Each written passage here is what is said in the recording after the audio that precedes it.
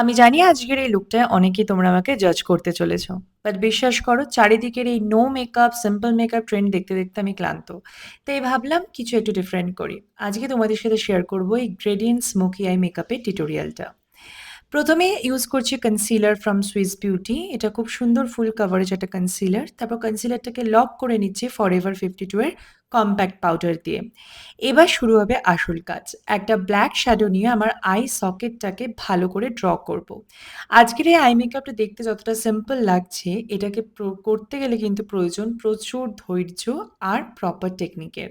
তো সেইগুলো step by step তোমাদের দেখাচ্ছি। ব্ল্যাক শ্যাডো নিয়ে আই সকেটটাকে ড্র করার পর আউটার কর্নারে একটা ডায়াগোনাল লাইন ক্রিয়েট করব।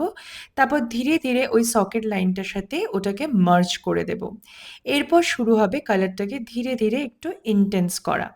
এরপর একটা ফ্ল্যাট ব্রাশ নেব আর তাতে নেব গ্রে কালার এবং ভালো করে ব্ল্যাকের সাথে গ্রেটাকে ব্লেন্ড করব।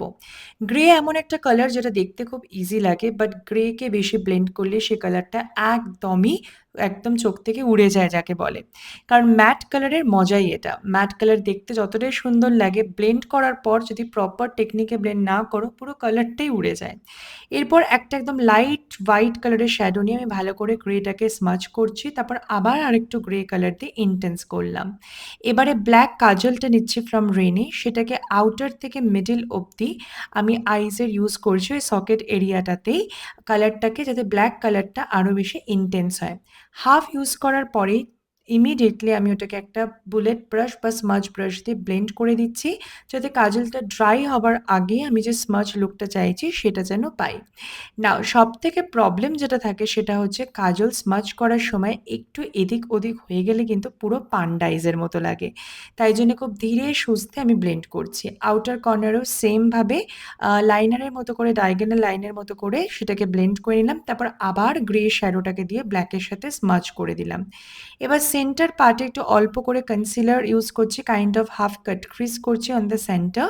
তারপর ফিঙ্গার ট্যাপ করে নিচ্ছি অ্যান্ড আবার একটু গ্রে শ্যাডোটাকে নিয়ে আউটার ইনার কাট ক্রিজে ভালো করে ব্লেন্ড করে সেন্টারে দিয়ে দিচ্ছি হোয়াইট আই শ্যাডো, ওই হ্যালোনেসটাকে ক্রিয়েট করার জন্য। এরপর ইউজ করছি মার্সের একটা ম্যাট লাইনার। লাইনারটাকে জাস্ট বেসিক লাইনারের মতো ইউজ করছি, কোনো রকম উইংড না।